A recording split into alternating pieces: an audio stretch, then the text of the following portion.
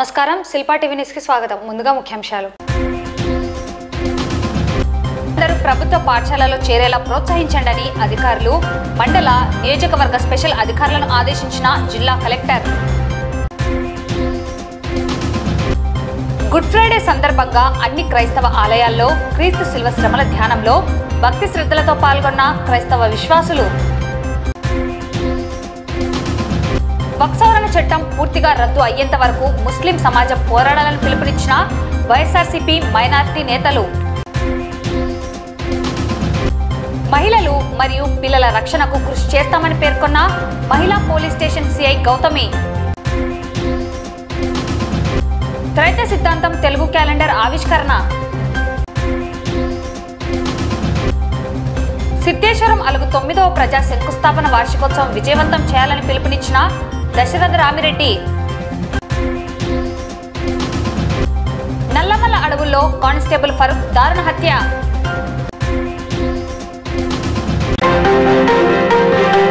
జిల్లాలో బడియుడు పిల్లలందరినీ ప్రభుత్వ పాఠశాలలో చేర్పించి అక్కడే విద్యను అభ్యసించేలా చర్యలు తీసుకోవాలని జిల్లా కలెక్టర్ రాజ్కుమారి సంబంధిత అధికారులు, మండల నియోజకవర్గ స్పెషల్ అధికారులను ఆదేశించారు. కలెక్టరేట్లోని పీజీఆర్ఎస్ హాలులో ఎంఈఓలు, తహసీల్దార్లు, స్పెషల్ ఆఫీసర్లు, ఐసీడీఎస్ సూపర్వైజర్లు, ఆర్డీఓలతో జిల్లా కలెక్టర్ సమావేశం నిర్వహించారు. ఈ సమావేశంలో in charge joint collector Ramunayak, Atmakur RDO Arnajyothi, DEO Janardhan Reddy, ICDS PD Leelavathi తదితరులు పాల్గొన్నారు. ఈ సందర్భంగా జిల్లా కలెక్టర్ మాట్లాడుతూ రాష్ట్ర ప్రభుత్వ ఆదేశాల మేరకు ఈ నెల 21వ తేదీలోపు బడియుడు పిల్లలందరినీ ప్రభుత్వ పాఠశాలలో చేర్చేలా చర్యలు తీసుకోవాలన్నారు.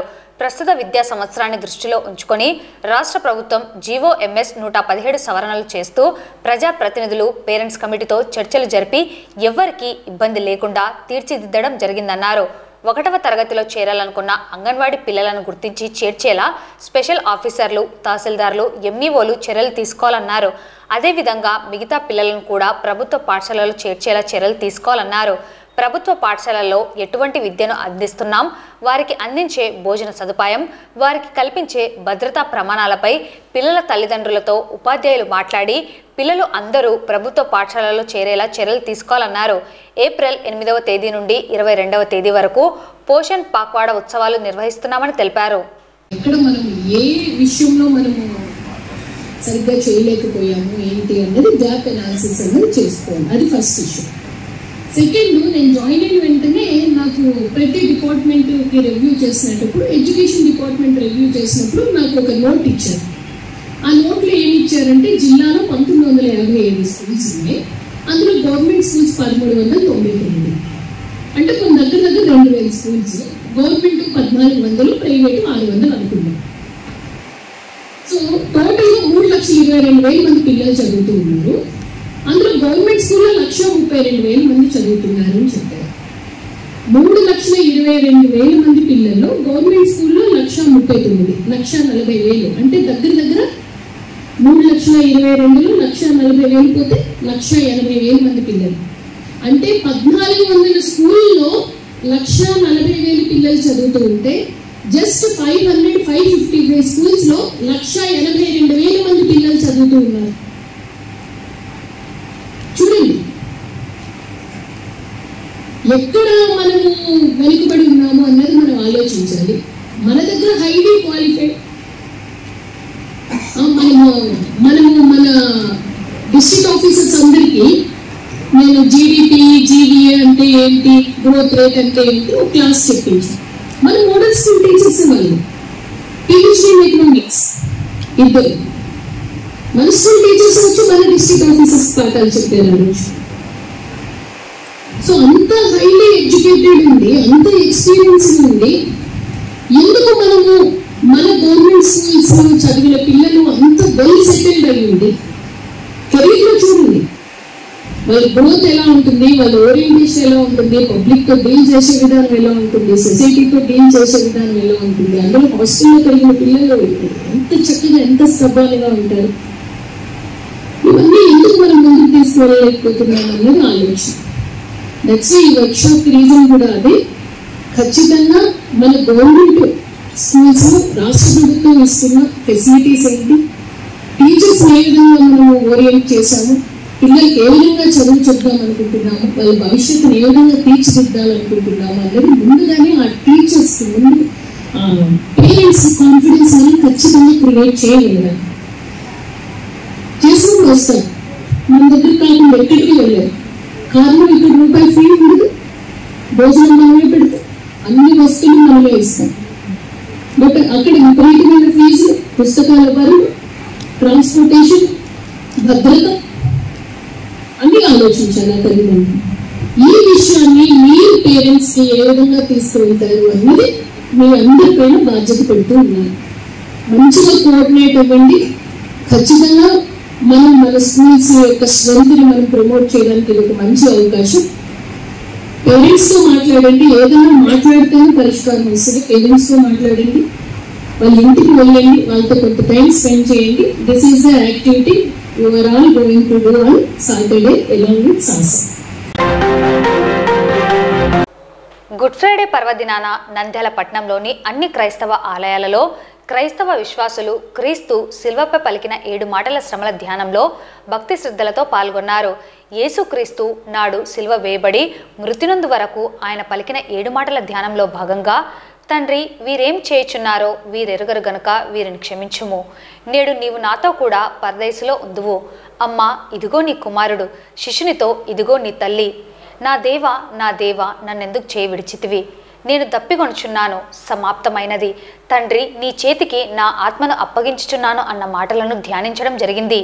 వేలాదిగా క్రైస్తవులు ఉపవాస దీక్షను చేసి ఆలయాల్లో పవిత్ర ప్రార్థనల్లో పాల్గొనడం జరిగింది.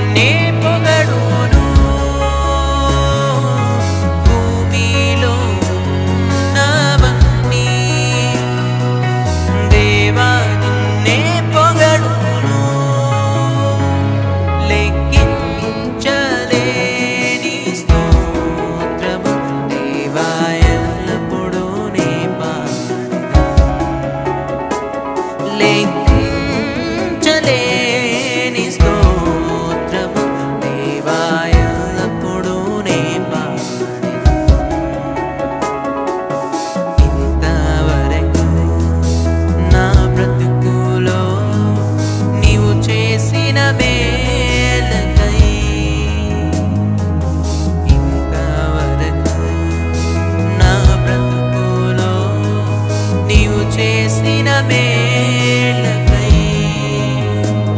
లెక్కించలేని స్తోత్రము దేవా ఎల్లప్పుడూ నే పాడెదను. లెక్కించలేని స్తోత్రము దేవా ఎల్లప్పుడూ నే పాడెదను.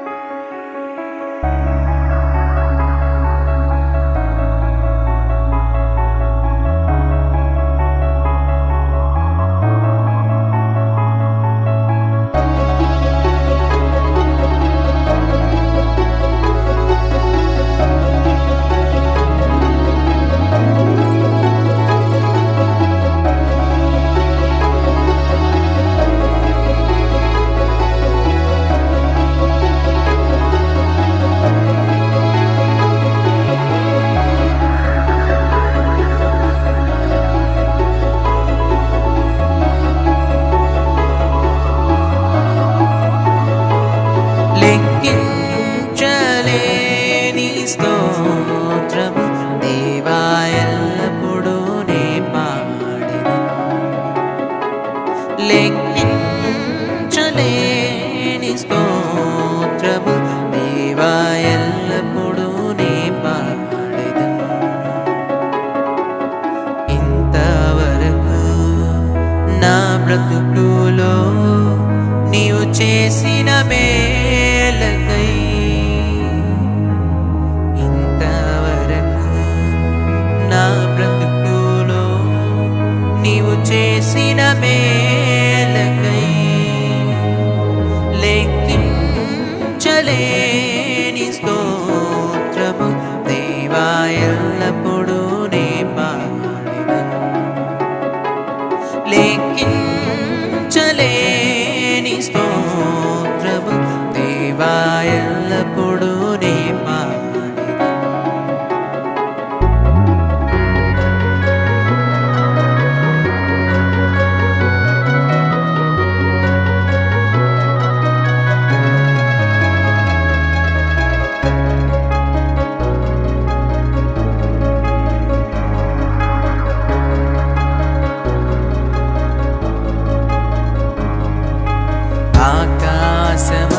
ఆకాశమహాకాశము దాని క్రిందున్న ఆకాశము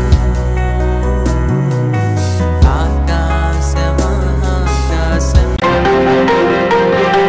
ముస్లిం సమాజానికి తీవ్ర నష్టం జరిగే వక్సవరణ చట్టాన్ని అమలు కాకుండా ప్రతి ఒక్కరూ ఏకతాటిపైకి వచ్చి పోరాడాలని, పూర్తిగా రద్దు అయ్యేంత వరకు ఉద్యమించాలని నంద్యాల జిల్లా వైఎస్ఆర్సీపీ మైనార్టీ నేతలు, intellectual wing district president Rasool Azad, Nandyal జిల్లా ఆర్గనైజింగ్ సెక్రటరీ దేవనగర్ బాషా, మౌలానా ఇంతియాజ్ అహ్మద్, షఫీ, హఫీజ్ అబ్దుల్ గఫూర్ పిలుపునిచ్చారు.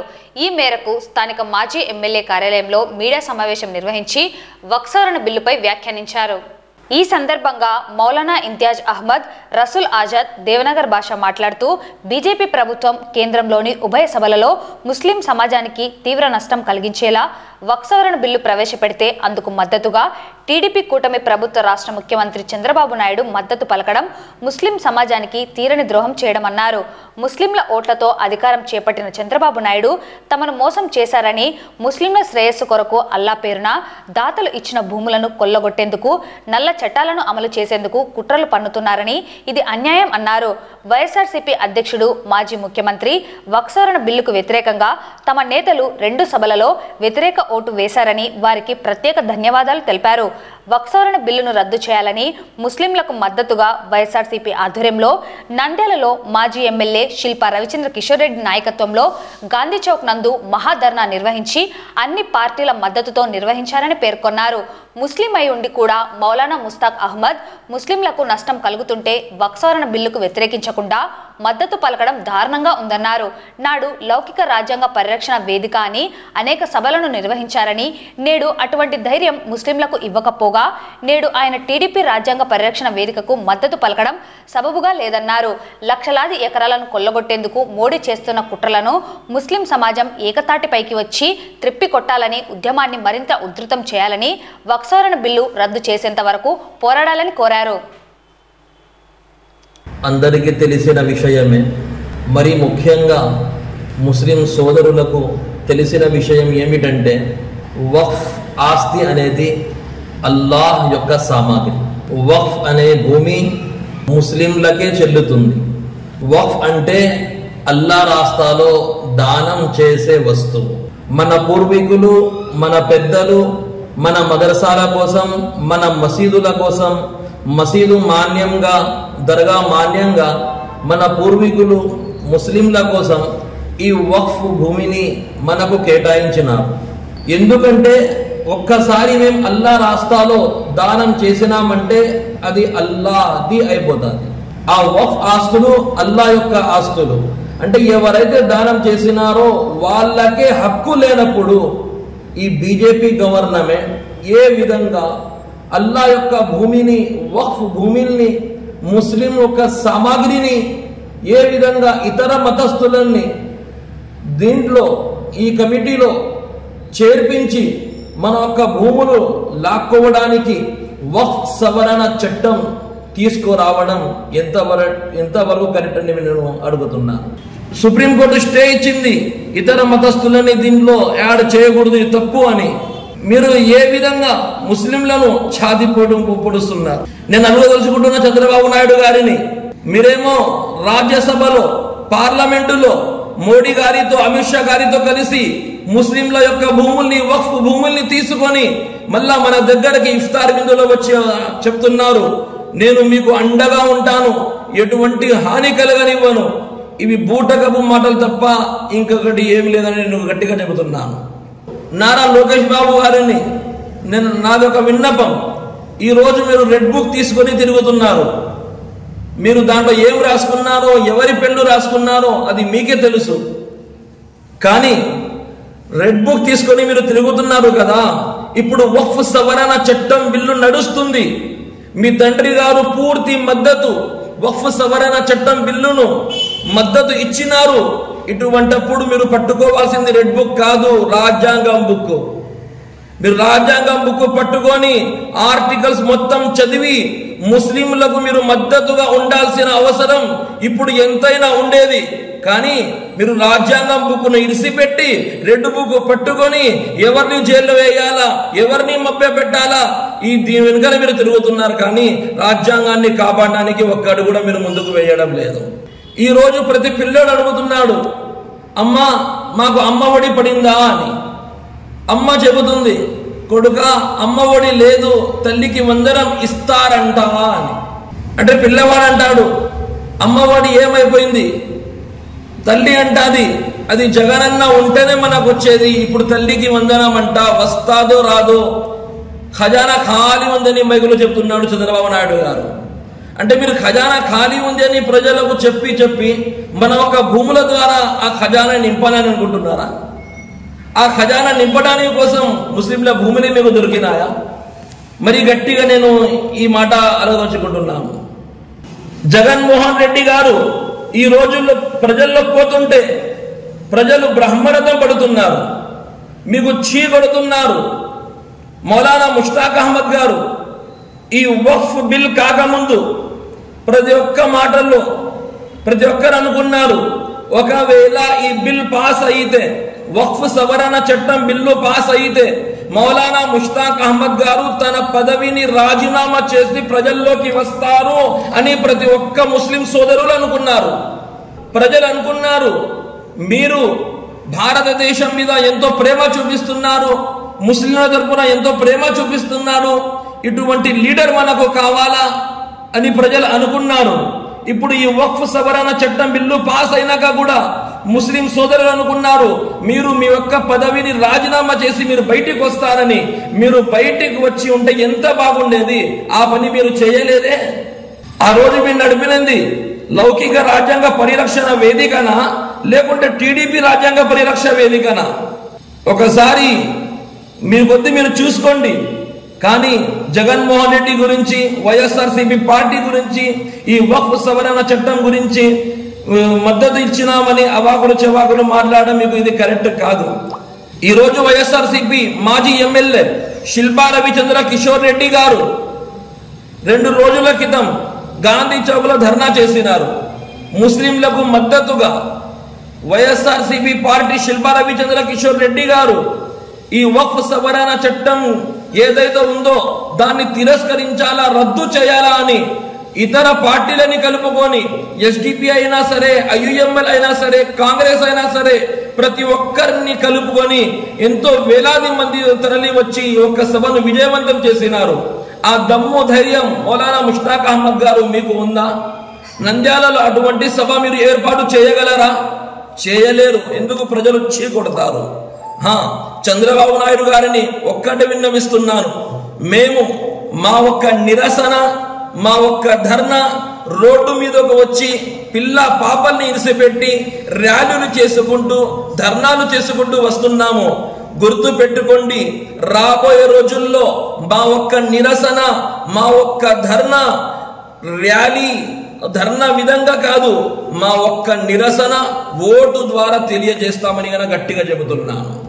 ఈరోజు ప్రభుత్వ రంగ సంస్థలన్నింటినీ కూడా ప్రైవేటీకరణ చేసి చివరిగా ఇంకా ముస్లింల ఆస్తులు, క్రిస్టియన్ల ఆస్తులు, చివరిగా దేవాదాయ భూములన్నింటినీ కూడా తన అన్యాయాలకు దారదత్తం చేయాలనుకుంటున్నారో తెలియదు. కానీ మొత్తం మీద ఈరోజు ముస్లింల యొక్క ఆస్తులన్నింటినీ కూడా ఒక అమెండ్మెంట్ ద్వారా, చట్టం ద్వారా ఈ వక్ఫ్ ఆస్తులను లాక్కోవాలనేటువంటి ప్రయత్నం జరుగుతున్నటువంటి భాగంలో ఈరోజు మాకు సహకారం అందించినటువంటి ముస్లింలు, ముస్లిమేతరులు, ముఖ్యంగా ఈరోజు ముస్లిమేతరులు అంటే హిందువులే దాదాపుగా ముస్లింల యొక్క హక్కులను కాలరాయడం తప్పని చెప్పేసి భారీ స్థాయిలో ముస్లింలకు సపోర్ట్ చేయడం అనేటువంటిది చాలా గర్వించదగినటువంటి విషయం. సదా ముస్లింలంతా కూడా భారతదేశంలో ఉన్నటువంటి హిందువులకు ఎల్లప్పుడూ కూడా రుణపడి ఉండేటువంటి పరిస్థితి ఉంటుంది అని చెప్పేసి నేను వారికి మరొకసారి ధన్యవాదాలు తెలుపుకుంటా ఉన్నాను. బీజేపీ గవర్నమెంట్ ఒకటే చెప్తుంది, ఒక్కాస్తులు నిరుపయోగంగా ఉన్నాయి, అదేవిధంగా అన్యాక్రాంతమవుతున్నాయి. అదేవిధంగా వక్ఫ్ బోర్డులో మహిళల ప్రాతినిధ్యం లేదు, ముస్లిం మహిళల ప్రాతినిధ్యం లేదనే విషయం చెప్తుంది. అయితే అన్యాక్రాంతం అవుతున్నా, నిరుపయోగంగా ఉన్నా దాని బాధ్యత ఎవరిది? ప్రభుత్వాలది. గతంలో ఇన్ని సంవత్సరాలుగా 10 సంవత్సరాల నుంచి వచ్చిన బీజేపీ గవర్నమెంట్ ఏం చెప్తుంది? మీరు ఏం చేస్తారో, ఏ విధంగా ఉపయోగించాలని చెప్పి చేయాలి తప్పనిస్తే సవరణ చట్టం చేస్తామని చెప్పి అన్య మతస్థులను తీసుకుని వచ్చి దీనిలో పెడతాము, అధికారులకు పౌరిస్తామంటే మా ఆస్తులు తీసుకోవడమే మీ ఉద్దేశం తప్పనిచ్చే వేరేది లేదని చెప్పి తెలియజేసుకుంటాను. అదేవిధంగా మహిళలు, ముస్లిం మహిళల ప్రాతినిధ్యం లేదంటున్నాం. ముస్లిం మహిళల ప్రాతినిధ్యం ఉండాలంటే ముస్లిం చట్టసభలకు ద్వారా నీ బీజేపీ తరఫున నుంచి లోక్సభలో కానీ, రాజ్యసభలో కానీ, ఈ దేశంలో ఉన్న ఏ రాష్ట్రంలో ఒక శాసనసభలో కానీ బీజేపీ తరఫున ఒక ముస్లిం మహిళ లేదు. ముందు వాళ్ళని చట్టసభలకు పంపిస్తే వాళ్ళ పోరాటం వాళ్ళే చేసుకుంటారు తప్ప వాళ్ళ బాధ్యతను నువ్వేదో నెత్తిని తీసుకుని వాళ్ళని పెడతా బాగా చేస్తా అని చెప్తే ఈ మాటలు నమ్మడానికి ఎవరు లేరు. ఇది క్లియర్ గా సుప్రీంకోర్టు కూడా ఖచ్చితంగా మధ్యంతర ఉత్తర్వులు ఇస్తుంది. మే రోజు ఖచ్చితంగా ఇది మాకు అనుకూలంగానే వస్తుంది తప్ప మీరు ఏ రకంగా కూడా దీనికి ఒప్పుకోరు. నంద్యాల జిల్లా కేంద్రంలో ఏర్పాటు కాబడిన మహిళా పోలీస్ స్టేషన్ కు కర్నూలు నుండి బదిలీపై నూతనంగా వచ్చిన సిఐగా గౌతమి ఉద్యోగ బాధ్యతలను స్వీకరించారు. మహిళల మరియు పిల్లల రక్షణకు తమ వంతు కృషి చేస్తామని, సమస్యలపై వెంటనే స్పందించి పరిష్కారం చేస్తామని సిఐ పేర్కొన్నారు. అలాగే ప్రభుత్వం ప్రవేశపెట్టిన శక్తి యాప్ గురించి ప్రజల్లో అవగాహన కల్పించి యాప్ ఆవశ్యకతను వివరించడం జరుగుతుందని తెలిపారు. నమస్తే అండి, నా పేరు గౌతమి. నేను మహిళా పోలీస్ స్టేషన్ ఇన్స్పెక్టర్గా కొత్తగా ఛార్జ్ తీసుకున్నాను. కర్నూలు డిటీసీ నుంచి ఇక్కడికి రావడం జరిగింది. ఇక్కడికి వచ్చిన తర్వాత ఇక్కడ మహిళా పోలీస్ స్టేషన్ విధుల్లో భాగంగా మహిళలు మరియు పిల్లలకు రక్షణలో భాగంగా శక్తి యాప్ను డౌన్లోడ్ చేసి దాని యొక్క ఆవశ్యకతను ప్రభుత్వం యొక్క ఆదేశాల మేరకు ఉధృతంగా అందరికీ తెలియజేయడం జరుగుతుంది. మహిళలకు సంబంధించి పిల్లలకు సంబంధించి ఎక్కడ ఎలాంటి సమస్య ఉన్నా కూడా మా దృష్టికి తీసుకురావచ్చు. ఇమీడియట్గా దానికి పరిష్కార దిశగా మేము అడుగులు వేయడం జరుగుతుంది. మేము మా సిబ్బంది ఎప్పుడూ కూడా మహిళల పిల్లల రక్షణలో ముందుంటామని మీ ద్వారా తెలుపుకుంటున్నాను. Thank you so much. త్రైత సిద్ధాంతం తెలుగు క్యాలెండర్ను శుక్రవారం నంద్యాల జిల్లా ప్రభుత్వ సర్వజన హాస్పిటల్ నందు ఆయుష్ ఆయుర్వేదశాల యందు డాక్టర్ యశోధర ఆవిష్కరించడం జరిగింది. ఈ కార్యక్రమంలో రామకృష్ణారెడ్డి తదితరులు పాల్గొన్నారు. శ్రీమత ఏకైక గురువు త్రైత సిద్ధాంత ఆదికర్త శ్రీ శ్రీ శ్రీ ఆచార్య ప్రభుత్వ ఎదురు స్వామి పాదపద్మలకు నమస్కరిస్తూ ఈ స్వామివారు స్థాపించి 47 సంవత్సరాలు అయినది. అదేవిధంగా రైతు సిద్ధాంతం మీదనే 100 గ్రంథాల పైన రచించడం జరిగింది. అదేవిధంగా స్వామివారికి తెలుగు బుక్ ఆఫ్ రికార్డు ఇవ్వడం కూడా జరిగింది. తెలుగు క్యాలెండర్ డాక్టర్ మేడం గారి చేత ఆవిష్కరించడం జరిగింది. ప్రతి ఒక్క కుటుంబంలో తల్లిదండ్రులు రైతు సిద్ధాంత భగవద్గీత చదివి వాళ్ళ కుమారుడు కానీ కుమార్తె కానీ చదివించాలని ఈ రైతు సిద్ధాంత భగవద్గీతలో తీర్చుకోవాలని ఇటువంటి అవకాశం ఇచ్చిన స్వామివారి శ్రీ శ్రీ శ్రీ ఆచార్య భగవంతుడు స్వామి పాదాలకు నమస్కరిస్తున్నాను. రాయలసీమ సాగునీటి సమితి ఆధ్వర్యంలో సిద్ధేశ్వరం అలుగు 9వ ప్రజా శంకుస్థాపన వార్షికోత్సవం విజయవంతం చేయాలని అధ్యక్షుడు దశరథ రామిరెడ్డి పిలుపునిచ్చారు. ఈ మేరకు రైతులు, ప్రజా సంఘాల నాయకులు, ప్రజలు హాజరై విజయవంతం చేయాలని కోరారు. ఈ సందర్భంగా స్థానిక కార్యాలయంలో బొజ్జ దశరథ రామిరెడ్డి మరియు సభ్యులు మీడియా సమావేశం నిర్వహించి కార్యాచరణ, సమస్యలు, ప్రభుత్వం వ్యవహరిస్తున్న తీరు, సాగునీటి ప్రాజెక్టుల నిర్మాణాలు, మరమ్మతులు తదితర అంశాలను సాధించేందుకు చేయాల్సిన కార్యక్రమాలను ఈ సందర్భంగా వారు తెలియజేశారు.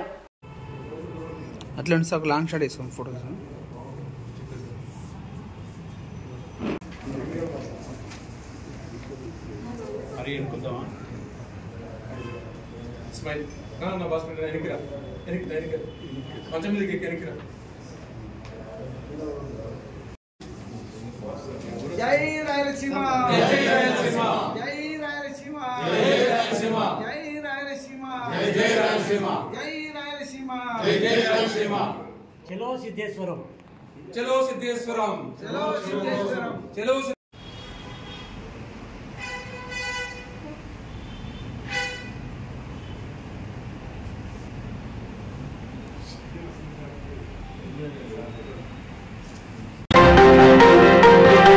పోలీస్ శాఖ ఆక్టోపస్ విభాగంలో పనిచేస్తున్న ఫరూక్ అనే కానిస్టేబుల్ నల్లమల్ల పచ్చర్లలో దారుణ హత్యకు గురయ్యాడు. 4 రోజుల క్రితం హత్య గావించి బ్లూ కవర్లో కట్టి అడవిలో పడేసినట్లు సమాచారం.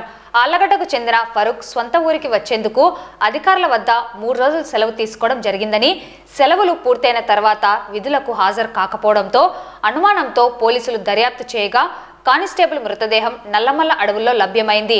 హత్యకు గల కారణం తెలియాల్సి ఉంది.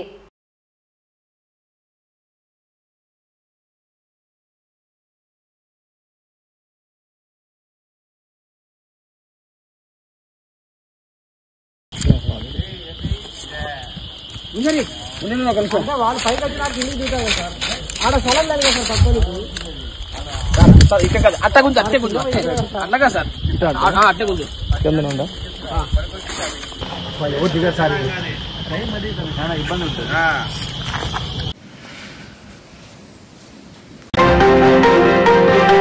వార్తలు ముగించే ముందు ముఖ్యాంశాలు మరోసారి. అందరూ ప్రభుత్వ పాఠశాలలో చేరేలా ప్రోత్సహించండి అధికారులు, మండల నియోజకవర్గ స్పెషల్ అధికారులను ఆదేశించిన జిల్లా కలెక్టర్. గుడ్ ఫ్రైడే సందర్భంగా అన్ని క్రైస్తవ ఆలయాల్లో క్రీస్తు శిల్వ శ్రమల ధ్యానంలో భక్తి శ్రద్ధలతో పాల్గొన్న క్రైస్తవ విశ్వాసులు.